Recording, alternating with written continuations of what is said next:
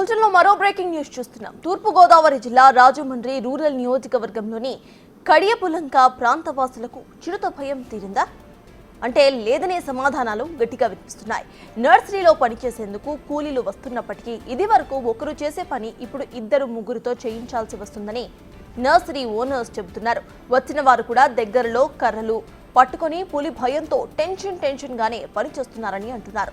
అయితే చిరుత భయంతో చిన్న పిల్లలు ఉన్న వారంతా కూడా బంధువుల ఇళ్లకు సురక్షిత ప్రదేశాలకు వెళ్లి తలదాచుకుంటున్నారని వాపోతున్నారు.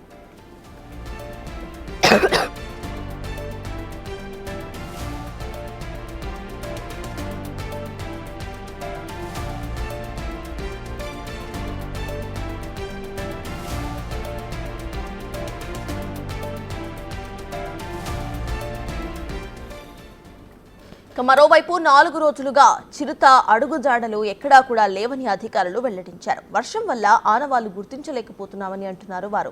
ఈ క్రమంలోనే చిరుత సంచారం కడియంలో లేకపోతే దానిని బంధించేందుకు తీసుకువచ్చిన బోన్లను ఇంకా అక్కడే ఎందుకు ఉంచారనే ప్రశ్నలు లేవనెత్తుతున్నారు. పచ్చని నర్సరీస్ లో ఇప్పుడు ఎక్కడా చూసినా కూడా సీసీ కెమెరాస్, పులి కోసం వచ్చిన బోన్సే కనిపిస్తున్నాయని ఆవేదన వ్యక్తం చేస్తున్నారు.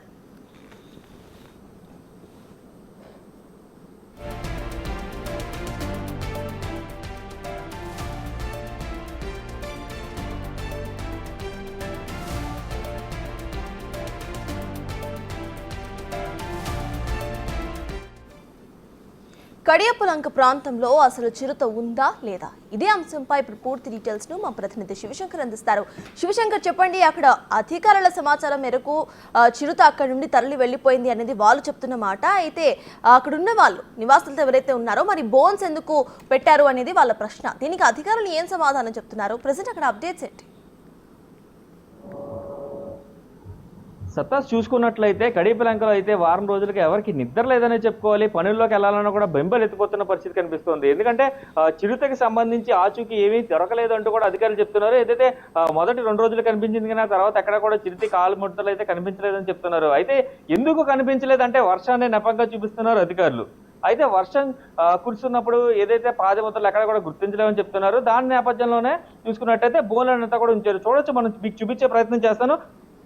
ఇదంతా కూడా చూడొచ్చు. పూర్తిగా నర్సరీలో మధ్యలో నీళ్లు నిండిపోయి పూర్తిగా నీళ్లతోటి నిండిపోయిన పరిస్థితి కనిపిస్తుంది. నీళ్లతో నిండిపోయిన నేపథ్యంలో ఇదంతా కూడా ఎక్కడ కూడా కాలి ముద్రలు, చిరుత పాదముద్రలు గుర్తించే అవకాశం లేదంటూ కూడా అధికారులు చెప్తున్నారు. పూర్తిగా చూసుకున్నట్లయితే ఎవరి పాదముద్రలు కూడా ఇక్కడ పడే అవకాశం లేదు. ఈ నేపథ్యంలోనే అధికారులు అందరూ కూడా అలర్ట్ గా ఉండండి. అయితే పులి కాలి ముద్రలు ఇక్కడ లేవు కాబట్టి కొంతమేర మీరు సేఫ్ గా ఉండండి, అయితే అప్రమత్తంగా మాత్రం ఉండాలని చెప్తున్నారు.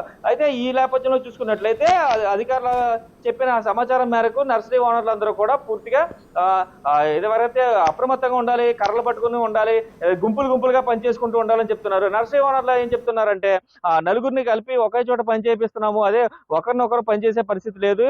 చూసుకున్నట్లయితే ఒక్కరిగా పనిచేసే చోట్ల కూడా నలుగురిని పెట్టి పని చేపిస్తున్నాం అంటూ కూడా రైతులు అయితే చెప్తున్న పరిస్థితి కనిపిస్తుంది. అయితే పూర్తి స్థాయిలో చూసుకున్నట్లయితే చిరుత కలకలం అనేది అయితే ఇంకా కడియపులంకని విడవలేదు. ఎందుకంటే ఇప్పటికే చిన్నపిల్లలు ఉన్న వాళ్ళందరూ కూడా ఊరు వదిలి వెళ్ళిపోయిన పరిస్థితి కనిపిస్తుంది. వేరే ఊర్లో ఉండి చుట్టాల దగ్గర ఉండి ఏదైతే బంధువులు ఇళ్లకు వెళ్ళిపోయిన పరిస్థితి కనిపిస్తుంది.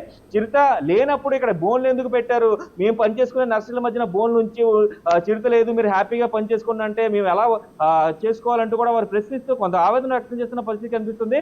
అయితే చిరుత ఏదైతే గోదావరి లంకల్లోకి వెళ్ళిందంటూ అనుమానం వ్యక్తం చేశారు అధికారులే. మళ్ళీ అక్కడ కూడా కాలి ముద్రలు ఏమి గుర్తించలేదు వర్షం కారణంగా అంటూ కూడా అధికారులు చెప్తున్నారు. పూర్తిగా అధికారులు నిర్లక్ష్య వైఖరితో ఉన్నారంటూ కూడా ఇక్కడ కొంతమంది ఆవేదన వ్యక్తం చేస్తున్న పరిస్థితి కనిపిస్తుంది. ఎందుకంటే 7 రోజుల నుంచి ట్రాపింగ్ కెమెరాస్ పెట్టారు, సీసీ కెమెరాస్ పెట్టారు, డ్రోన్ కెమెరాస్ పెట్టారు. ఏం పెట్టినా కూడా చిరుత ఆచూకీ ఎక్కడ ఉందనేది కనిపెట్టలేకపోతున్నారు. ఫారెస్ట్ అధికారులే ఇలా చెప్తుంటే అది ఎక్కడ ఉందో తెలియదు మాకు అని చెప్తూ ఉంటే ఎలా వస్తుంది, ఎటు పక్క నుంచి వస్తుంది అంటూ కూడా ఆందోళన వ్యక్తం చేస్తున్నారు గ్రామస్తులందరూ అని కూడా అని చెప్పుకోవచ్చు. ఏదైతే పనుల్లోకి వెళ్ళేవాడు ఉపాధికి ఏదైతే శ్రీకాకుళం కావచ్చు, అటుపక్కన ఏరియా వైజాగ్ ఏరియా నుంచి కూడా ఇక్కడికి వచ్చేవారు అందరూ కూడా ఏదైతే ఉపాధికి వెళ్ళి అక్కడ పని చేసుకోవాలంటే కూడా నర్సరీలో పనిచేయడానికి భయపడుతున్న పరిస్థితులే ఇక్కడ ఎక్కువగా కనిపిస్తున్నాయి. సత్తాస్. Right, thank you Shivshankar.